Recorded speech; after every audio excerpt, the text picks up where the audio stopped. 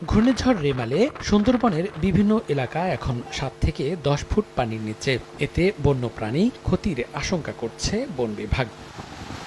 বন বিভাগ কর্তৃপক্ষ জানায়, রোববার দুপুরের পর থেকেই সুন্দরবনে পানির চাপ বাড়তে থাকে। বিকেল নাগাদ সুন্দরবনের কটকা, কচিখালী, নীলকমল, মান্দারবাড়ি, হলদিবনিয়া সহ বিভিন্ন এলাকা ৭ থেকে ১০ ফুট পর্যন্ত পানির নিচে ডুবে যায়। এতে হরিণ, বানর ও শূকর সহ বিভিন্ন বন্যপ্রাণী ক্ষতির আশঙ্কা করছে বন বিভাগ। যে সমস্ত বন্যপ্রাণী অভয়ারণ্য এলাকা সেই সমস্ত এবং সুন্দরবনের দক্ষিণে, সর্বদক্ষিণে সেই সব জায়গায় কিন্তু ১০ ফিটের মতো পানিতে নিমজ্জিত হয়ে গেছে। কাজে এই সমস্ত যে পরিমাণের পানির উচ্চতা এবং পানির যে তীব্র গতিতে প্রবাহিত হয়েছে, এখানে নিশ্চিতভাবে বলা যায় বন্যপ্রাণীর যথেষ্ট ক্ষতি হওয়ার সম্ভাবনা রয়েছে।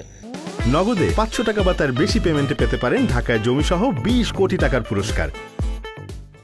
কিন্তু যেহেতু ওই সময় আসলে মাঠ পর্যায়ে স্টাফরাও যে জানমালের নিরাপত্তার জন্য তারাও কিন্তু যেহেতু সাইক্লোন সেন্টারে অবস্থান করেছিল, কাজে আসলে তাৎক্ষণিকভাবে এই ক্ষয়ক্ষতি নিরূপণ করা অত্যন্ত দুরূহ।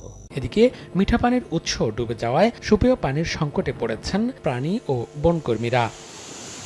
মনিরুজ্জামান প্রান্ত, সময় সংবাদ।